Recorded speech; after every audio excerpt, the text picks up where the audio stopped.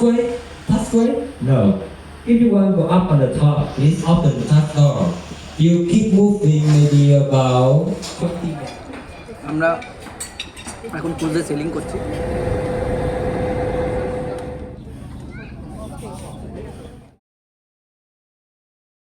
Hello everyone, মধুরিমার আরও একটি ব্লগে তোমাদের সকলকে ওয়েলকাম জানাই।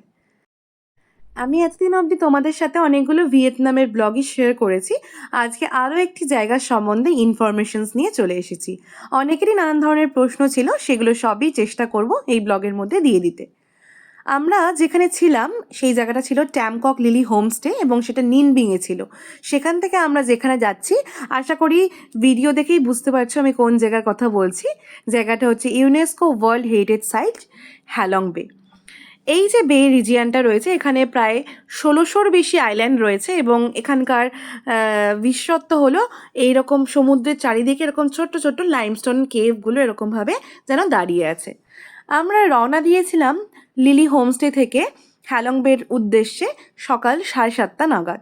7:30-তে এসে আমাদের লিমোজিন পিক আপ করে। আমরা প্রথমে লিলিকে বলেছিলাম যে বাসে করে ট্রাভেল করব, তখন লিলি আমাদের সাজেস্ট করেছিল যে এত দূরের জার্নি প্রায় 4 ঘন্টা মতন সময় লেগে যায়, তোমরা লিমোজিনে করে যাও। তো লিমোজিনে আমাদের পার হেড পড়েছিল 3 lakhs VND। বাসে হয়তো একটু কম পড়ছিল, কিন্তু বাসের জার্নির থেকে লিমোজিনের জার্নি কিন্তু অনেক বেশি কমফোর্টেবল। তো তোমরা দেখো লিমোজিন কার এরকম দেখতে হয়, আর এখানে এরকম 4টে সিট থাকে। সামনেরটা ড্রাইভারের অবভিয়াসলি, তারপরে এরকম 3টে, বাঁদিকের সিটগুলো এরকম ডাবল থাকে আর ডান দিকের সিটটা এরকম সিঙ্গেল থাকে, আর লাস্টের সিটটা পুরো টানা গোটা একটা সিট। এত সকাল সকাল জার্নি করাতে আমরা ব্রেকফাস্ট এমনিতেও করে আসতে পারিনি। আর তোমরা আগের ভিডিও যারা দেখেছো তারা জানোই যে আগের দিন মানে 5 তারিখে আমার হাজব্যান্ডের বার্থডে ছিল, আর ওখানে লিলিকে আমি বলে রেখেছিলাম যে একটা কেকের অ্যারেঞ্জমেন্ট করতে। ও কেক ছাড়াও নানান ধরনের আরও অ্যারেঞ্জমেন্ট করে নিয়ে এসেছিলো, আর বার্থডেটা খুব ভালোভাবে সেলিব্রেট করা হয়েছিল।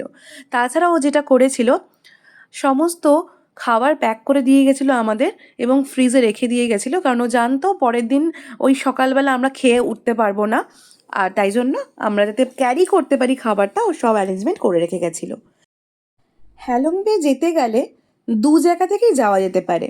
তোমরা যদি প্ল্যান করো যে নর্দার্ন ভিয়েতনাম থেকে নিচের দিকে আসবে, তাহলেও তোমরা হানয় থেকেও আসতে পারো। আবার তোমরা নিচ থেকে, যেমন আমরা নিচ থেকে উপরের দিকে উঠছিলাম আস্তে আস্তে, সাউথ থেকে নর্দার্ন ভিয়েতনাম, সেরকমও করতে পারো। মোটামুটি টাইম একই রকমই লাগে।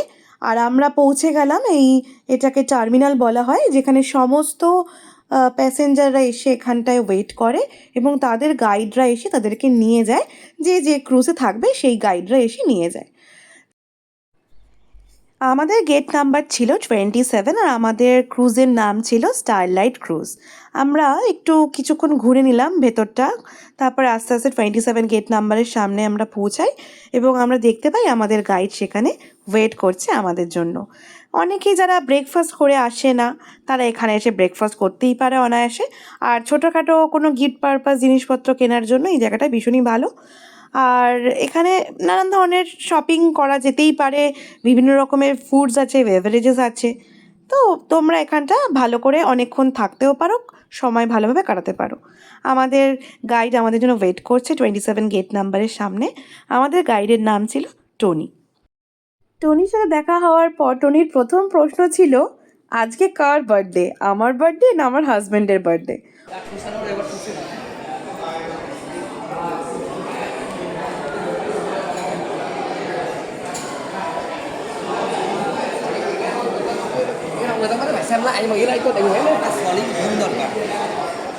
আমাদের সাথে মোস্টলি যারা ছিলেন আমাদের ক্রুজে, ম্যাক্সিমাম ইন্ডিয়ান ছিলেন, আর তাছাড়াও ছিল সাউথ কোরিয়ার কিছু মানুষ, আর পর্তুগাল থেকেও এসেছিল 2-1 জন।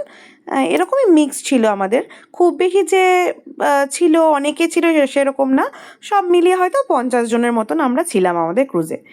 তো টনি আমাদের গাইড করে নিয়ে যাচ্ছিল এবং এখানে যাওয়ার সময় ফার্স্টে এরকম একটা কংক্রিটের রাস্তা রয়েছে, সেখান থেকে ক্রস করে অনেকগুলো লঞ্চ দাঁড়িয়ে থাকে, সেই লঞ্চে আমাদের উঠতে হয় এবং সেই এক একজন গাইড, যে যে ক্রুজের গাইড আর কি, সে সেরকম ফ্ল্যাগ নিয়ে যায় এবং সেই ফ্ল্যাগটা ফলো করতে করতে বাকি সবাই তার পিছন পিছন যায়। এখান থেকে আমরা কিছুটা হেঁটে, ভীষণ ফাটা রোদ দেখতেই পাচ্ছ তোমরা ভিডিওতে, আমরা অনেকটা হেঁটে তারপরে আমাদের যে লঞ্চ ছিল স্টারলাইট ক্রুজের লঞ্চ, সেখানে আমরা গিয়ে পৌঁছালাম। ওরাই আমাদের হেল্প করলো সমস্ত লাগেজগুলো এই দিক থেকে ওই দিকে নিয়ে যেতে। ফার্স্টে আমরা গিয়ে লঞ্চে উঠলাম, সেই লঞ্চই আমাদেরকে পৌঁছে দিল আমাদের ক্রুজে।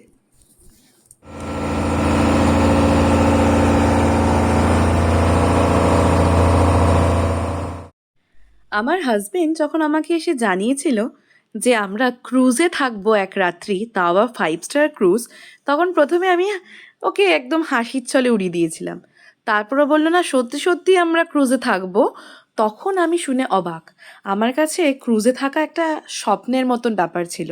তো সেই ক্রুজেই থাকতে যাচ্ছি, 1 নাইট আমরা ওই ক্রুজের মধ্যেই থাকবো, ওইভাবে সেল করবে ক্রুজ, সেটা নিয়ে ভীষণ এক্সাইটেড ছিলাম। তারপর আবার যখন টনি এসে আমাদের জিজ্ঞেস করলো যে কার বার্থডে, তখন আমরা এটা ভাবলাম যে হয়তো ওরা কিছু অ্যারেঞ্জমেন্ট হয়তো করেছে। তো সেটা নিয়েও ভীষণ এক্সাইটেড ছিলাম যে কি হতে চলেছে আমাদের সাথে।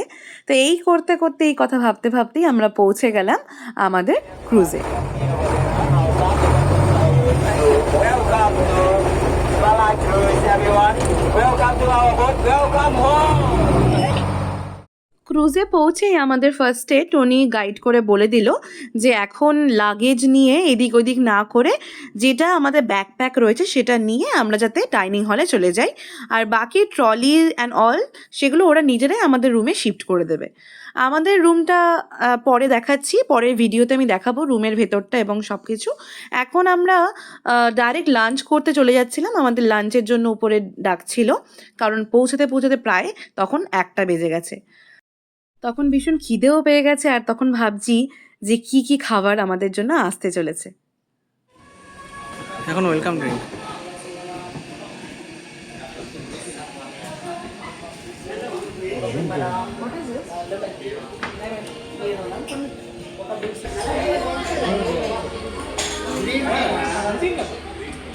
So excuse me, ladies and gentlemen. Sorry, interview. We have to attention, please. Okay, let me introduce one more time about your family and with our staff. One more time, thank you very much, thank you everyone. আশা করি তোমরা বুঝতেই পারছো যে সবাই এখানে কতটা excited, কারণ আমার মনে হয় অনেকেই এখানে প্রথমবার এসছে এবং ক্রুজে তাদের প্রথম এটা স্টে। তো টনি আমাদের এটা বুঝিয়ে দিল যে এখন আমরা লাঞ্চ করে তারপর বিভিন্ন রকমের জায়গায় ঘুরতে যাব, এবং কালকে মানে পরের দিন যে সকালবেলা সেখানে দুটো জিনিস থাকবে, একটা হবে কায়াকিং, তারপরে আমাদের মানে ব্রেকফাস্ট করে কায়াকিং করতে যাব এবং তারপর ফিরে এসে আমরা ব্রাঞ্চ করে তারপর যেখানে আবার ফিরে যাব। তো আমাদের এক্সপিরিয়েন্স ভীষণ ভালো, বাকি সবটাই শেয়ার করব পরের ভিডিওতে, তো তার জন্য ফলো করো আমাকে।